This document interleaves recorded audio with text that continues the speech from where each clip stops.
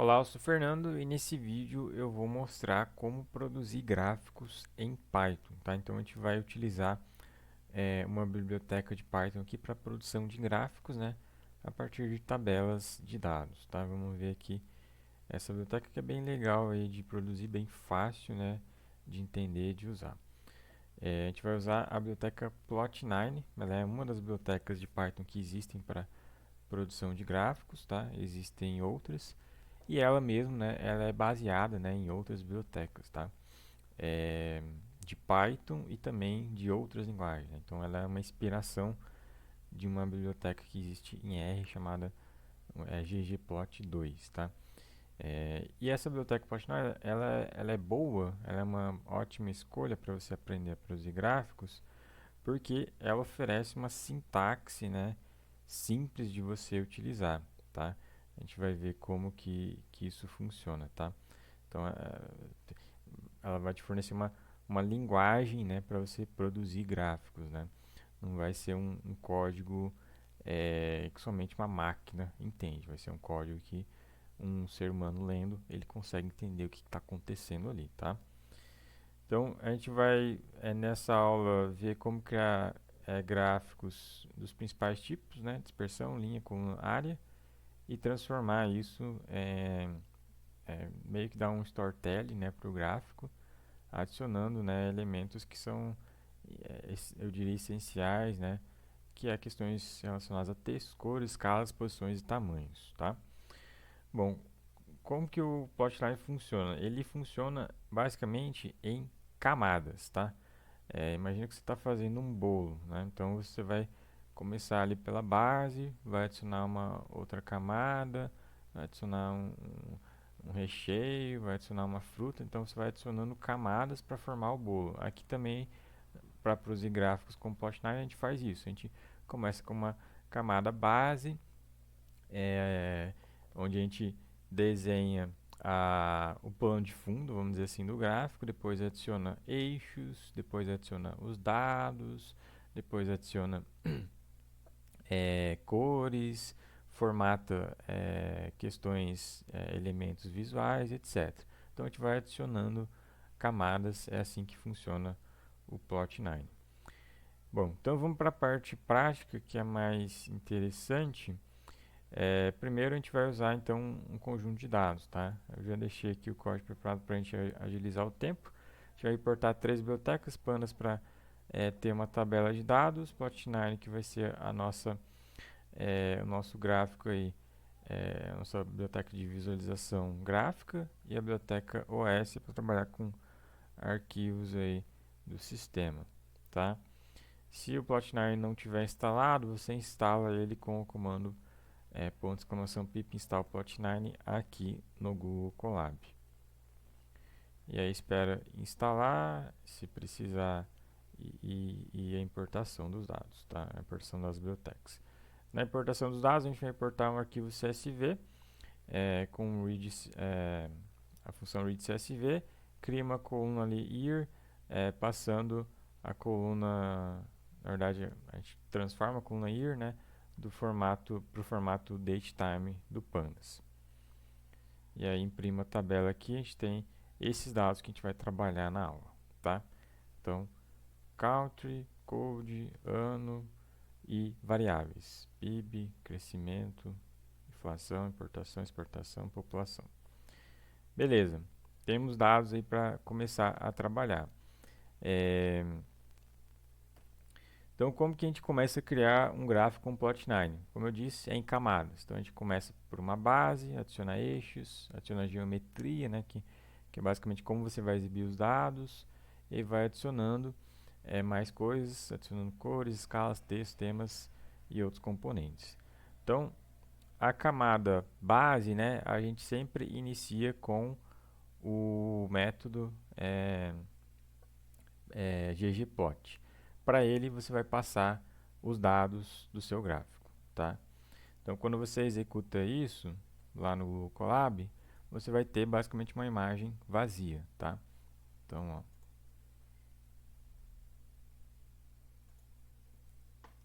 executando isso daqui, a gente vai ter uma imagem vazia.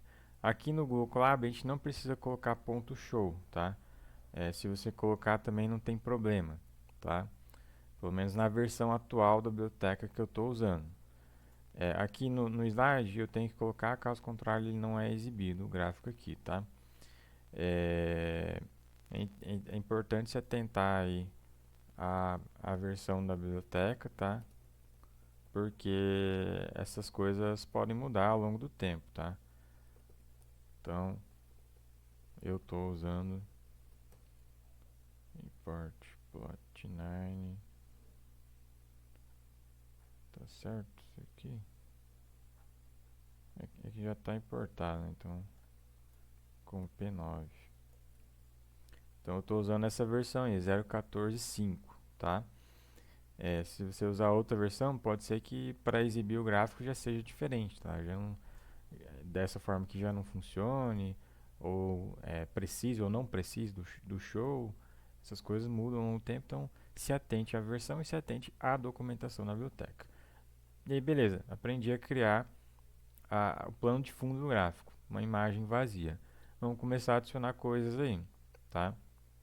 Ah, então, depois de criar a imagem vazia ali, eu vou começar a adicionar os eixos.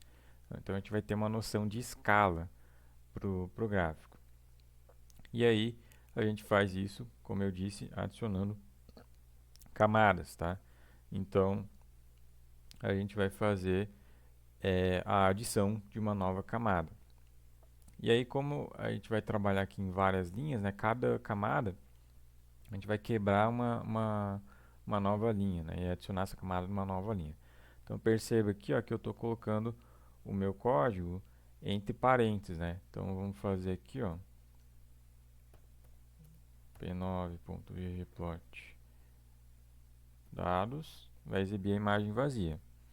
Aí eu quero adicionar uma nova camada. Como é que eu adiciono? Coloco mais e aí escrevo a nova camada. Poderia fazer na mesma linha, mas como eu vou adicionar várias outras camadas, né? Aí é bom separar em novas linhas. Mas se fosse na mesma linha, a gente colocaria assim, ó, P9. Aí eu quero adicionar a escala, os eixos, né? Então eu coloco AES.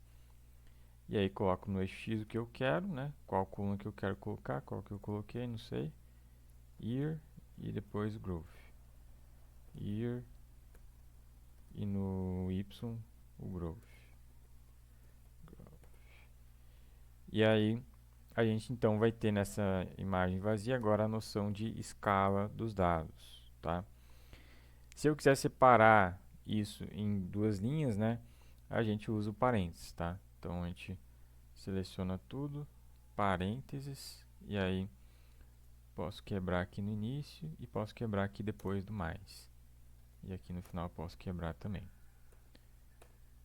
tá? Então, para adicionar camadas, mais no final da linha da camada anterior. Quero adicionar uma nova camada, mais, e aí quebro a linha e a nova camada que eu quero adicionar. Aqui no nosso caso aqui, a próxima camada relevante é a, opa, a geometria. Então, a geometria vai dizer como que a gente vai exibir os dados, tá? Existem várias formas de exibir os dados. Então, P9 ponto G1 underline. E aí você vai ver acho que dezenas de formas diferentes de exibir dados, tá? Então, área, barras, colunas, gráfico de densidade, gráfico de histograma, gráfico de linha, de pontos, né? Então, existem muitas maneiras de você exibir um dado, tá? Aqui a gente vai exibir com gráfico de linha, salvo engano. É isso. E aí abre e fecha parênteses. Então percebam, camada base mais camada da escala de eixos mais camada da geometria do módulo de exibição dos dados. Executa e aí está aí o gráfico. Mas dá para perceber que o gráfico está meio esquisito, né? Por quê? Porque os dados aqui, ó, são séries temporais, né? Essas colunas aqui, né? Para vários países, né? Então por isso que aqui a gente tem que diferenciar o que é qual país, né? Tá tudo junto aqui, por isso que tá esquisito. Então, a gente pode dizer, né, para o gráfico justamente isso daí. Antes de fazer essa diferenciação de cores, tá? A gente tem como adicionar mais de um modo de visualização dos dados ao mesmo tempo, tá? Então, eu poderia colocar aqui o gráfico de linha, o gráfico de área, né? O gráfico de barra, de colunas junto, né? Se fizer sentido, tá? No meu caso aqui, vamos supor que eu quero colocar uma linha horizontal aqui no valor zero, no eixo zero. Então, a gente coloca aqui, ó, Geon Hline, quando o, eh, o intercept for igual a zero. Se não me engano é isso. Então, quando no intercepto do eixo y a gente tiver o valor zero, a gente vai exibir uma linha horizontal. Então, mais e a nova camada. E aí tá aí. Agora vamos diferenciar ali as cores, né? Então eu posso fazer isso aqui na segunda camada, na camada de raiz, né? Que é a estética do gráfico, né? Então, além de adicionar os eixos, eu digo como que eles vão ser exibidos, tá? Como que os pontos de dados vão ser exibidos. Se vai ter um agrupamento de dados, por exemplo. Então, se eu colocar color igual o nome da coluna que diferencia cada série temporal, né? Então, por exemplo, code ou country, né? Vamos colocar country. Cadê? Country. E executar assim, eu já vou ter linhas individuais para cada série temporal. Por quê? Porque os gráficos, os dados estão agrupados, né, por país. E a gente tem que especificar isso aí no gráfico, tá? No caso de gráfico de linha, a gente utiliza o color. Se fosse um gráfico de área, né, de colunas, aí a gente deveria utilizar o fill, tá? Então tem essa pequena diferença, tá? Depois a gente vai fazer um gráfico de área, eu acho que de coluna. Aí, se for pertinente, a gente vê isso daí. Bom, depois disso, a gente vai então fazer algumas personalizações, né? Então, a gente já fez. Bom, isso daqui eu vou apagar porque está lá no slide, tá? Vou continuar aqui no código que já estava pronto aqui. Então, imagina agora que a gente quer fazer algumas personalizações, né? Então, a gente pode personalizar os eixos, as cores, tamanhos, né? De elementos do gráfico, né? E etc. Para chegar num resultado mais agradável, né? Como esse daqui do lado. Então, como que isso funciona? Primeira coisa, eu vou criar um intervalo aqui no numérico, tá? Então, esse range aqui, que é uma função do Python, ela cria um intervalo para a gente.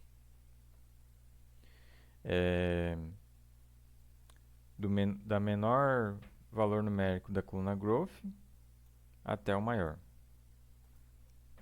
E aí a gente vai ter aqui um range, um intervalo de números de menos 27 a 19, que a gente vai colocar lá no eixo do gráfico, tá? Então esse intervalo ele vai vir para o eixo y do gráfico, tá? Mas vamos por parte.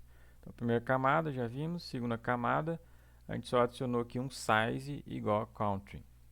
Então o que a gente está fazendo aqui?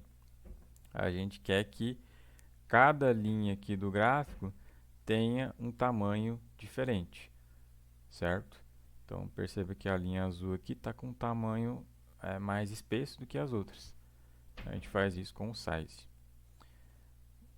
A linha horizontal, as linhas, a gente está adicionando, e aí começa as personalizações. Quero personalizar o eixo X. Então, scale, underline X, underline o tipo de dado que está nesse eixo. No meu caso aqui, é datas, mas poderia ser números, poderia ser outras coisas, tá? Então, scale, underline X, underline, se você digitar isso, vai aparecer várias opções ali. No nosso caso, a gente pegou o date para formatar datas. Eu quero breaks, né? Intervalos de exibição de dados a cada 10 anos, né? Então, 1960, 1970, etc. E eu quero exibir somente o ano, não quero exibir mês, dia, etc. Então, percentual y informa que a gente quer exibir somente o ano. Aí eu vou formatar o eixo y com os intervalos, então os breaks, né? Então eu quero break daquele valor, aquele outro valor, de 6 em 6 nesse intervalo, tá? Então isso vai gerar basicamente uma lista, ó, de breaks que vão ser exibidos. Acho que eu não salvei o objeto.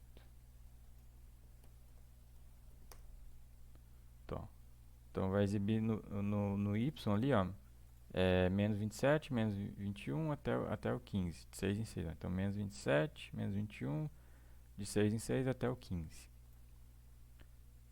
Então você consegue fazer esse nível de customização, tá? Então scale underline y underline o tipo do eixo y que está aí no seu gráfico. No nosso caso, contínuo. São dados contínuos, né? E aí coloca no breaks a formatação que você quer. Posso mudar as cores das linhas, né? Então scale underline color, que é o elemento que a gente definiu aqui em cima, né? Se fosse fill, se a gente tivesse usado o fill, né? Underline fill, a gente usaria aqui scale underline color, scale underline fill underline manual. Como a gente está usando color aqui em cima, a gente tem que usar o scale underline color underline manual. E aí passa aqui no Velos as novas cores das linhas que você quer. Scale underline size underline manual, você diz no Velos quais os tamanhos de espessuras, né, de linhas que você quer para cada uma das linhas. Passa uma lista, assim como a gente passou outra lista com as cores aqui em cima. Essas cores aqui são códigos hexadecimais, né? Você joga no Google, ele te dá ali uma paleta e aí você pode selecionar aí as cores que você quer. E aí a gente pode adicionar também textos, né? Então, título, né? A gente pode adicionar por essa função aqui, ggtitle, título do eixo y, título do eixo x, e podemos adicionar também títulos para os elementos, né? Então, o título que aparece aqui em cima, por exemplo, certo? Do color, né? Do elemento color. A gente pode deixar em branco. O título que aparece para o elemento size, né? Que é o tamanho das linhas. A gente pode deixar em branco. A legenda, a gente pode colocar alguma coisa aqui. A gente pode colocar um tema também para o gráfico, né? Então, p9.theme underline vai listar vários temas que existem de fábrica no pacote, tá? Aqui a gente escolheu um deles. E podemos personalizar esse tema, tá? Alterar aí como o tema vem, tá? A gente pode colocar o tamanho do título do gráfico maior, menor, colocar como negrito, como eu estou colocando aqui. Pode mudar a legenda também, né? Então eu quero uma legenda com espaçamento menor em relação ao topo, né? Então a legenda ela vai vir mais ou menos aqui embaixo.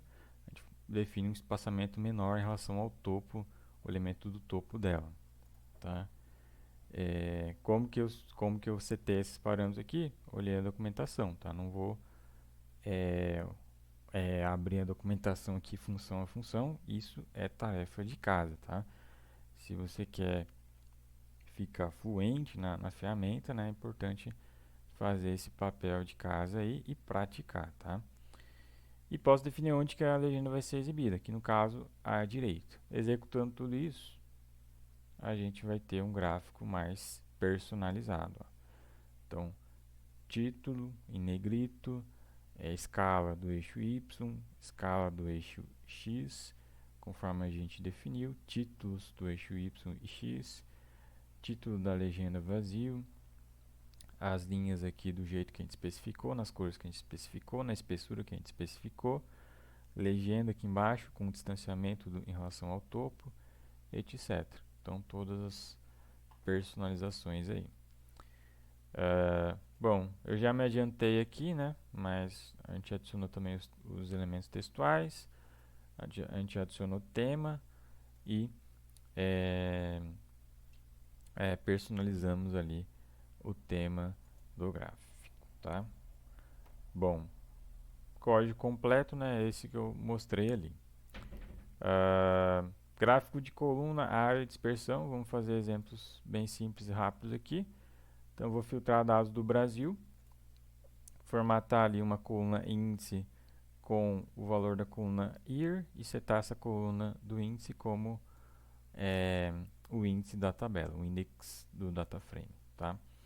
Gera um gráfico aqui, ó, base, que é a camada inicial, a camada dos eixos, e adiciono a esse gráfico base um gráfico de coluna, uma camada de coluna, G1col para isso. E aí está aí um gráfico de colunas. Gráfico de área, a gente usa G1 área. Está aí um gráfico de área. Gráfico de dispersão, a gente usa G1 point. Está aí um gráfico de dispersão. E agora, para finalizar, né, vamos ver como salvar o gráfico, né? Então, a gente pode salvar essa figura aqui como um arquivo de imagem. Usa o método save, né? Primeiro salva o gráfico em um objeto, né? Como a gente fez aqui, tá? A gente salvou em objeto. E aí usa o método save desse objeto. Define o nome do arquivo que você quer salvar, largura, altura e DPI, né, que é meio que uma escala, né, do gráfico, né. Normal é usar 300, mas você pode ir configurando para o que funcionar melhor. Roda o código, vai estar aqui o arquivo. Ó. Pode baixar, fazer o que você quiser, tá? Colocar uma apresentação, relatório, tá aí a imagem. Aqui depende, poderia ajustar a altura, a largura, o DPI, né, para ficar conforme você quer, tá? Mas a função, a lógica tá aí. Bom, assim finalizamos. Espero que tenha ficado claro. Se ficar alguma dúvida, manda lá no suporte Análise Macro. Confira a documentação da biblioteca. E nos vemos na próxima.